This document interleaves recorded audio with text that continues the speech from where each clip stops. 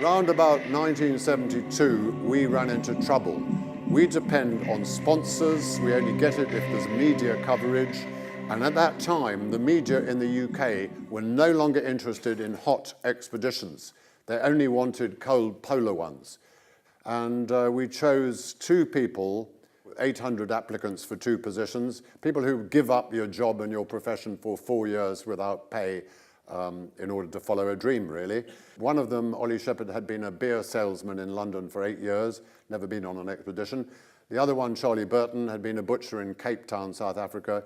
Business went bust, and therefore he joined the British Army. Well, we chose them because of their character, not because of skills. You can't change characters, you can teach skills. We did the first ever complete crossing of the unknown area, mapped it. We used throughout that journey a 120-pound tent. Today our tent weighs 3 pounds.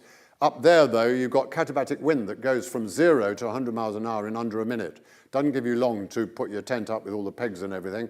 Anyway, we set out. The other bloke, Charlie, on the left there, in the boat got sog foot, so all the skin fell off one foot. So with open nerves on snowshoes for 400 miles, his language got very bad. He then developed hemorrhoids, and it got worse. And then one day he fell over and he cracked his head open on a rock, and his eyes filled up with blood, and he started to whinge. He basically... We eventually got to the North Pole, became the first human beings to reach both poles. We put a flag there because people do. We got visited 800 miles from the nearest person.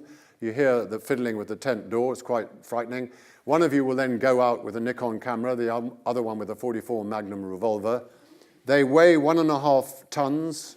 The Canadians had promised me that Canadian polar bears, only 10% of them actually eat humans. But when they're just outside your door, you can't ask them which percent they belong to. Long story short, the ship tried 4 times to get near to us to rescue us. They got to within 28 miles of where we were. We then moved over 28 miles, quite difficult. When we got on the ship, which was stuck there, humans, for the first and last time in history, had been vertically around Earth's surface.